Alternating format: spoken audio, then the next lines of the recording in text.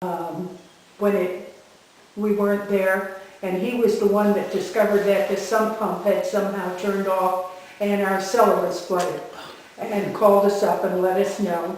And he had a doxy by the name of Tina. He had bought it for his late wife, and unfortunately she died rather early, shortly after they moved down here, after his retirement. So here he was with the dog. Well, the dog took a liking to Tim. And they say animals don't know anything, they're not smart. The dog knew that Tim came on Friday nights.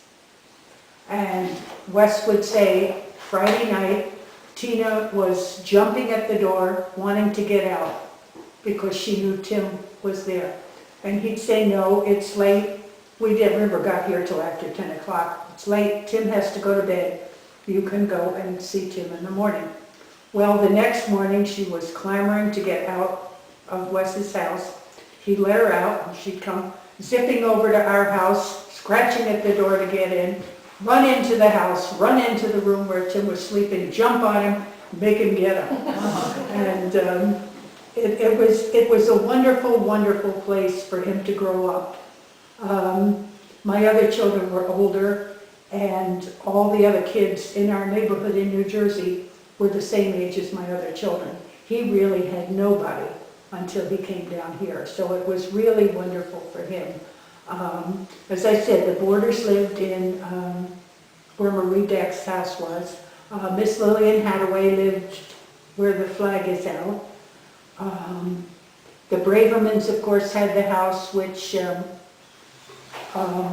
Marianne Grabowski had. That was Braverman's. And I'm trying to think who else was here. Of course, Nancy and Helen and Beth were here. Well, David Schultz, he lived down there. He lived in Pete's house, I think, didn't he? In Pete's? David Yeah, Schultz. right beside Norman Hadaway. Oh, okay, my little that's, house. yeah. Yeah, okay. And the Schultzes lived there for a while too. That's, yeah. Yeah, they lived there for a while, and and of course Walter was there at that time. And then where they're building, where Liz and David are building the new house, Stella Foy lived in the little house that sat down there close to the water. And it was an English lady that lived where Scots are. And she used to flood out every time that high tide came in. But it was a wonderful, wonderful place. I'll tell you, I think we fell in love with it the first time we saw it, and the kids got so much out of it. And then, of course, later on, I think 91 after we retired is when we had the Nanaco put on the other lot. When we bought the house from the Caymans, the house came with 2 extra lots going back to Bayview. So when we wanted to put up the Nanaco, the property was there. And that's where the kids and the grandkids stay when they come down, and our friends. And you had both all that time? He got up to where he had 14 boats. Oh, I guess 14 boats now. He built the big one in the cellar and had it screwed or what have you, attached, and every piece marked. And then when he was ready to move it outside, he took it apart, moved it outside, and put it back together and finished it in the backyard. This house has a basement over here? No, this house has a basement, but the other house has a full basement. Oh my gosh. He insisted on that. I wish you could have seen what he went through with the contractor to lay out that basement. The 2 of them were I mean, it has, let's see, we've had that house there since 91. It has been bone dry.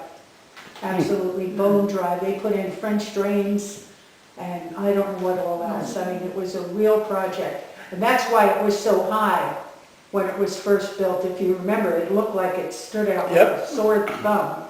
And the day they brought it into town, it comes in 2 pieces, The day they brought it into town, it came on a big wide bed, two big wide bed trucks with the state trooper and the light going. And it was great fun because, you know, not much happened in Claiborne in those days. So we set out chairs under the tree, and I would say about half the town came and watched them put the house together. And but at first it just looked terrible. I thought, oh, this is awful. It's like it's looking down on everybody else. But once it got landscaped, it didn't look so bad. But it was so high because the way he put the cellar in, the cellar was high, therefore the house was high. So that's been there since '91. And of course, we retired down here in '89 and wouldn't go back for anything. I brought 2 sets of floods. I cannot tell you the year of this one, but I'll pass the pictures around, and there are several, so look through them all. You can see this particular flood, and when you get to the picture of the young lady sitting in the water, you could see how deep it was on the road. That is, no, going down to the dock. Okay. That is Hannah Richardson, Oh, Jim right. and Martha's daughter. So that is that particular flood. I don't think it was a hurricane. I think it was just a case of the moon and the tide being It wasn't completely wrong. Yeah, That was all covered then. yeah. And then this is the pictures from Isabel, and you can see where quite a few people in town got their kayaks and rowboats out and were riding around, going around town. And Ralph was a little put out about that because his lot down there where he wanted to put the flower garden in, that was completely underwater, and he couldn't get to his kayaks. So he was very unhappy that he couldn't get. But these are, I suppose we put it this way, these are the ones from Isabel. And of course, inasmuch as it was the name of my mother, I always felt that I must have done something wrong that caused a hurricane to come through. No, your fault. We always said that about Mother, you know, if we do anything wrong, she's going to strike us with lightning. And I'm trying to think if there was anything else back in those days. Oh, yes, the Moons lived out where their property is out there, where the red house is and the schoolhouse. Mr. and Mrs. Moon were there. And at one time, and this was before we retired, it's still when we were weekenders. At one time, she gave a talk right here in this room. I called her, tried to get her to come again. Pictures telling about how she was an aide at the Preventorium. Was that still in existence when you were here? It burned down in 1945, if I remember what she said. Okay. But when she was about 15 years old, she used to come over from Baltimore and work there for the summer, work with the children. They were, if I understand it, they were kids that had been exposed to tuberculosis, not necessarily had it, but had been exposed to tuberculosis, and they were brought over here for fresh air and good food and, you know, a nice way to spend the summer. There were doctors and nurses to check on them. And it was on the property that she and her husband later bought.